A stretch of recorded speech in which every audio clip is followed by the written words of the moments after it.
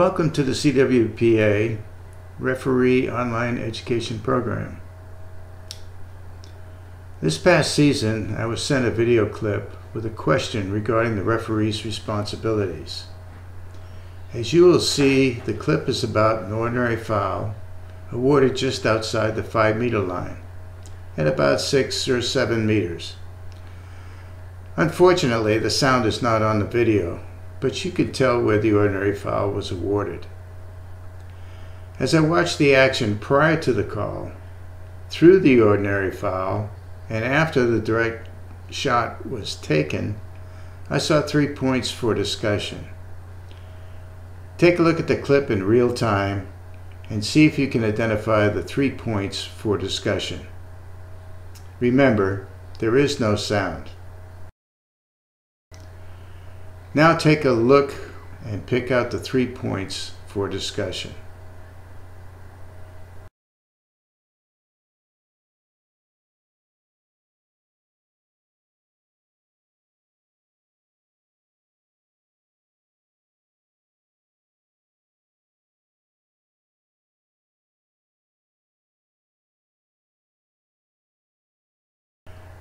Now take a look in slow motion.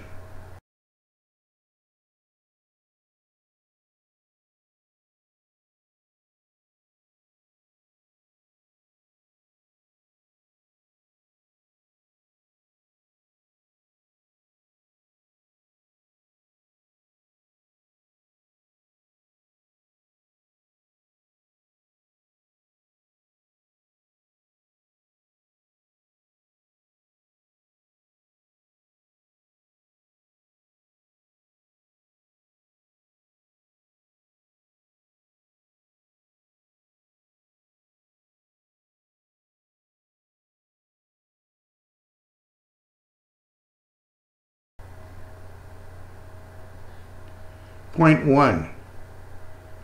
P3 player is using her left hand and arm to create spacing for receiving the pass from P4, which could be a contrafoul or offensive. No ordinary foul is called at this point when she receives the pass. After receiving the pass, she again appears to push her defender away as she ducks into her. The defender does a little embellishing, or is it simulation? It's a good question, but hard to tell. Point 2. Once P3 gets control of the ball and has it in hand, the P4 defender swims over and knocks the ball loose by making contact with her opponent. See the red arrow. This is when the referee blows a whistle for an ordinary foul. It is not a foul when the ball is in hand. That was a good defensive move. Very clean. Note the location of the foul and how the ball drifts forward along with the P3 offensive player. Notice the 2 red arrows pointing to the side of the pool, spotting the location of the ordinary foul and new location of the offensive player. Point 3. The red arrows indicate the ordinary foul. Location of P3's head when she picked up the ball, located in front of her, and where she starts her direct shot on the goal. You can see from the frame when the ball was released how far in front she was of the ordinary foul called.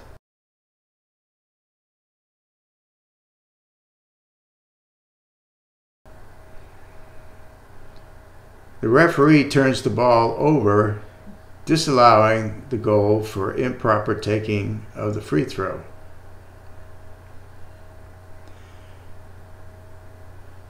The referee is responsible for calling a foul and signaling where the free throw should be taken. However, the player has the responsibility of knowing the rules and how a free throw should be taken, and in this case, a direct shot.